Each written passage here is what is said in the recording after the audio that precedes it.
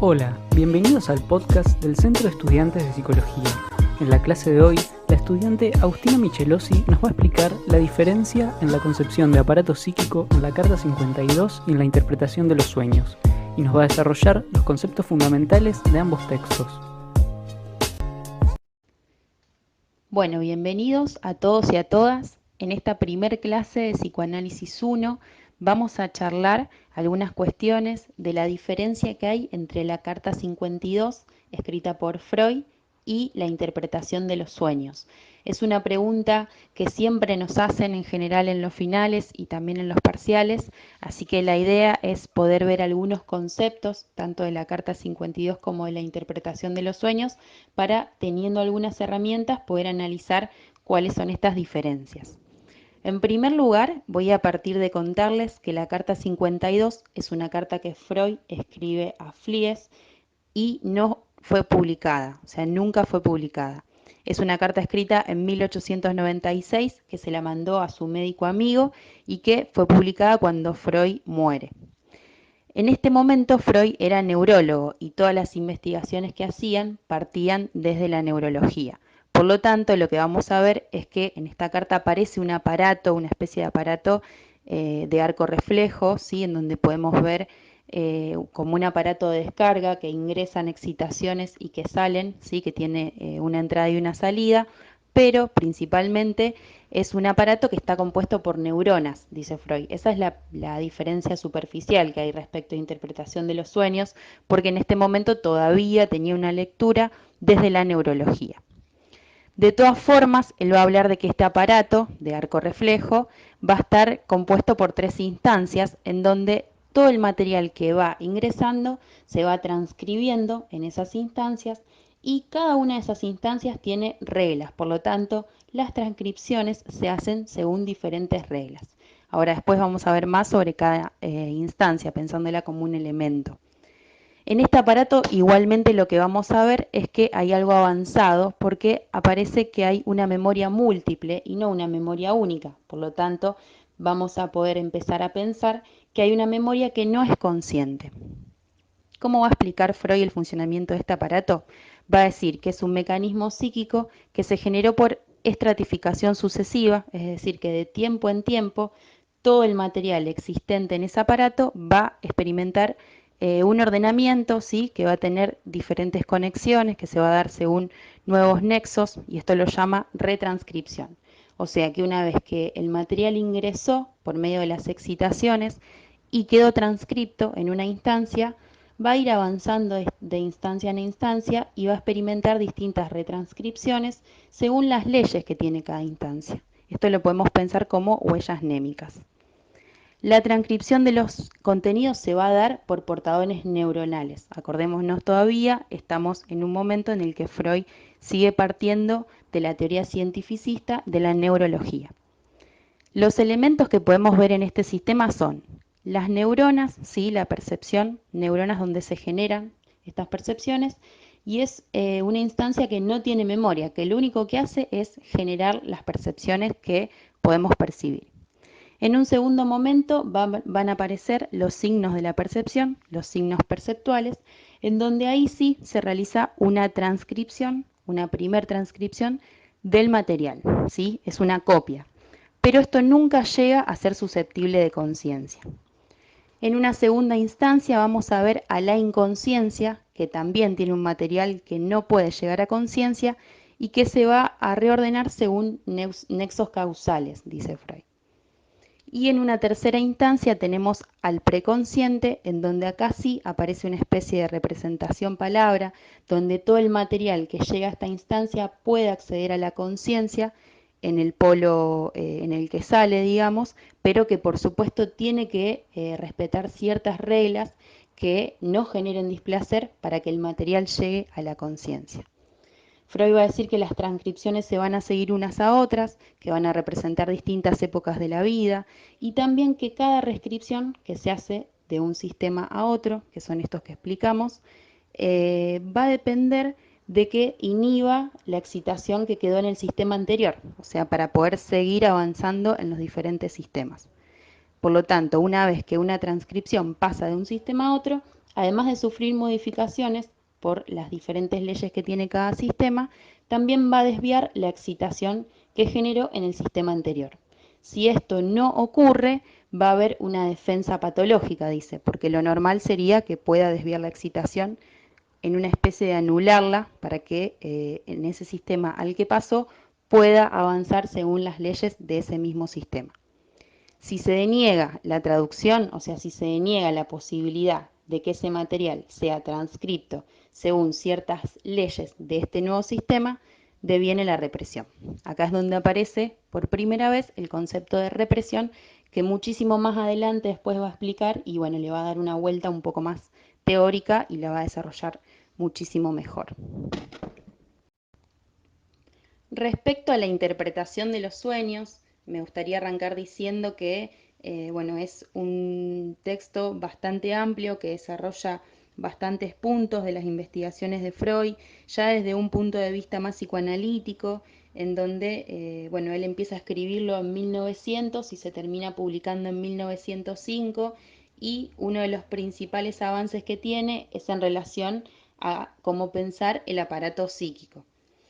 La gran diferencia es que él parte en este texto, digamos, en este desarrollo que hace de la interpretación de los sueños, empezando a preguntarse por qué soñamos en imágenes, ¿sí? Por lo tanto, teníamos en la carta 52 una carta escrita a Flies con un esquema neurológico que partía de neuronas, que sí hablaba de una memoria que no es consciente como algo avanzado en ese momento, pero que de todas formas pensaba a todo el material que atravesaba este aparato como un aparato de carga y descarga en donde entraba energía, representaciones que quedaban inscritas dentro como huellas némicas, digamos, dentro de esta memoria no consciente, pero siempre hablando de neuronas. Acá tenemos algo distinto. Acá Freud parte de otro aparato que va a desarrollar a modo de dos instancias, que ahora más adelante lo vamos a charlar, pero parte de preguntarse por qué nosotros soñamos en imágenes. Entonces Freud acá no va a hablar de neuronas, va a hablar de una localidad psíquica no anatómica, que ahora también vamos a contar un poco mejor. Y también va a decir que este aparato es bidireccional. Esa es otra de las principales diferencias. Vamos a tener un aparato que tiene una vía progrediente que va de la percepción a la motilidad. Yo les recomiendo que puedan agarrar el texto y ver cómo son estos distintos esquemas que se dan tanto en Carta 52 como en Interpretación de los Sueños, o sea que puedan ver los dibujos básicamente para poder ubicarse bien.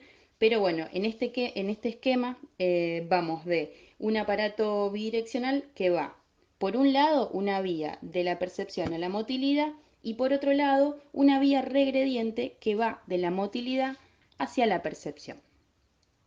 Freud va a partir de decir en este texto, que el sueño es un acto psíquico de pleno derecho y que tiene al deseo como la fuerza impulsora, que cuando soñamos nos da la impresión de que es una vivencia en el presente y que a su vez soñamos en imágenes. Por lo tanto, va a tomar a Fechner y decir a partir de esto que el escenario de los sueños es distinto al escenario de la vigilia, es decir, al escenario que vemos y podemos percibir cuando estamos despiertos.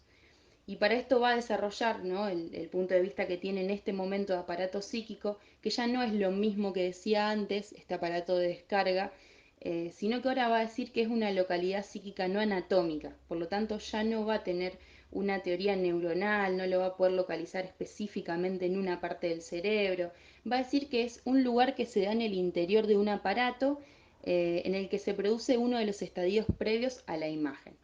Y va a decir que este aparato está compuesto por sistemas que tienen ciertas características. Primero, que posee una orientación espacial constante. Segundo, que se siguen unos a otros. Tercero, que la excitación que ingresa en este aparato va a recorrer de manera temporal cada uno de los sistemas. Y segundo, que la primera dirección es que parte de estímulos y termina en inervaciones. Por lo tanto, todo proceso sensorial arranca ingresando por el extremo sensorial, el que recibe las percepciones, y va a salir por el extremo motor, que es el que tiene la posibilidad de abrir las puertas a la motilidad, hacer que todo lo que ingresa salga por el mundo exterior. Bueno, continuamos. Algo importante que va a decir después de explicar estos dos extremos, el extremo sensorial y el extremo motor, o sea, por donde se reciben las percepciones en el aparato y por donde salen hacia el mundo exterior, va a decir que todas las percepciones que llegan a nuestro aparato psíquico dejan una huella anémica. Eso es muy importante. Esta huella anémica tiene una sola función, que es la memoria, es lo que genera la memoria dentro de nuestro aparato. Y dice que se basa en alteraciones que se hacen para los distintos elementos del sistema. Es decir, que cuando ingresa una percepción en los distintos elementos del sistema dentro del aparato, se va a generar una alteración que deja una huella permanente. Y esa huella es la memoria. Entonces va a empezar a explicar, de la misma manera que explicaba en Carta 52 los elementos que tiene este aparato, va a decir, bueno, este aparato psíquico que desarrolla ahora en interpretación de los sueños, tiene un primer sistema que es la percepción, que nada guarda, o sea que todo lo que recibe, que lo recibe a modo de estímulo, carece de memoria y permite que avance como en la vía progrediente del aparato psíquico. Pero detrás de eso hay un segundo sistema que lo que va a hacer es transponer esa excitación que viene a partir de esa percepción, o sea, nosotros percibimos algo y percibimos una excitación dentro del aparato. Bueno, esa excitación momentánea se va a quedar fijada a modo de huella permanente, ¿sí? Dentro del sistema. Por lo tanto, después de la percepción tenemos un sistema anémico que lo que hace es dejar fijada esa excitación que recibimos como una huella permanente. Por lo tanto, las distintas percepciones que vamos a ir recibiendo, que van a ingresar en el aparato, van a estar enlazadas entre sí a modo de asociaciones y van a quedar fijadas dentro del aparato, a partir de la excitación que genera. Después también lo que va a decir es que principalmente este aparato tiene dos instancias o dos sistemas, se puede decir de las dos formas. Tenemos una instancia criticadora y una instancia criticada. Él lo ve así, esa es la lectura que hace de este aparato psíquico en este momento. Va a decir, la instancia criticadora es el preconsciente. ¿Qué hace el preconsciente? Se relaciona con la conciencia, se ubica entre la instancia criticada y la conciencia como una pantalla, ¿sí? Que permite definir qué es lo que sale hacia el exterior. Por lo tanto, se va a situar en el extremo motor del aparato, porque va a ser quien pueda definir si sale a la conciencia o no aquella percepción que ingresó dentro del aparato. También lo que hace el preconsciente es guiar nuestra vida de vigilia, es guiar la función de la atención y la motilidad voluntaria. Y detrás de eso hay una instancia que es la criticada, ¿sí? Es la que se excluye de la conciencia, que jamás va a llegar a la conciencia, y es la que permite que soñemos en imágenes, y es la que permite darle la fuerza impulsora a la creación del sueño. Todo lo que atraviesa la instancia criticada, que es la inconsciencia, todo eso que se atraviesa en la inconsciencia, algo de eso puede llegar al preconsciente o a la instancia criticadora, pero solo si sufre ciertas alteraciones que respeten las leyes que pone el preconsciente para que el material salga a la luz, o sea que salga a la conciencia. Eso por un lado. Y finalizando un poco, a partir de tener todos estos elementos, lo que podemos responder es aquella pregunta que Freud se hizo en su momento de por qué soñamos en imágenes. O sea, aquella pregunta que lo llevó a desatar el esquema del aparato, a poder revisar la teoría que venía desarrollando y demás. ¿Por qué soñamos en imágenes? Dice Freud. Durante la vida de vigilia, es decir, durante la vida en la que estamos despiertos, que todos vivimos y demás, nuestro aparato psíquico lo que hace es recibir los estímulos y, por medio del polo motor, volcarlos hacia el exterior. En la vida del sueño, o sea, durante la noche, la puerta motora o el polo de la motilidad está cerrado, por lo tanto, nuestro aparato recorre por vía progrediente, por medio de la energía, de la fuerza impulsora que otorga el inconsciente y demás, recorre, ¿sí? Por medio de excitaciones, todos los sistemas y llega al polo motor. Pero ¿cuál es el problema? El problema es que ese polo está cerrado porque nosotros estamos durmiendo.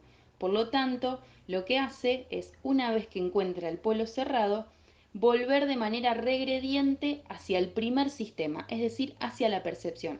Por lo tanto, cuando va volviendo de manera regrediente, va excitando el resto de los sistemas hasta llegar a la percepción, y ahí es cuando se sueña en imágenes. Por lo tanto, las representaciones se van a mudar como imágenes de la que una vez partieron, porque nosotros en nuestra percepción al principio también recibimos representaciones en imágenes. Por lo tanto, esa es la explicación de por qué se sueña en imágenes. Porque va por vía progrediente, encuentra el polo de la motilidad cerrado y las excitaciones vuelven por vía regrediente, es decir, para atrás, hacia el sistema de la percepción, que por supuesto no pueden salir, ¿no? Porque estamos durmiendo. Bueno, a partir de encontrarle, digamos, esta respuesta a la pregunta de por qué se sueñan imágenes, él va a decir, bueno, durante el día hay censura, por lo tanto, todo es manejado por el preconsciente, lo que sale a la luz, lo que no. De noche la censura baja porque el polo motor y el preconsciente, digamos, están durmiendo, y aparece esta regresión, ¿sí? Que lo que hace es mudar el... Bueno, entonces teniendo en cuenta que se produce una regresión de la excitación y por eso soñamos en imágenes, Freud va a decir que esta regresión es una, pero que tiene tres aspectos. Tiene un aspecto tópico, ¿por qué? Porque esta regresión va atravesando los distintos sistemas. Tópico quiere decir lugar, digamos, hace referencia a los lugares que hay dentro del aparato psíquico. También va a decir que es temporal porque regresa a formaciones que son más antiguas, y va a decir que es formal porque se figura de un modo primitivo, es decir, de las imágenes que percibimos muchísimo tiempo antes. Bueno, esto es un poco la explicación de la diferencia entre Carta 52 e interpretación de los sueños. Espero que les haya servido, y de todas formas no dejen de leer los textos, no dejen de poder ver bien y comparar los distintos aparatos, porque eso es lo que les va a permitir entenderlo mejor.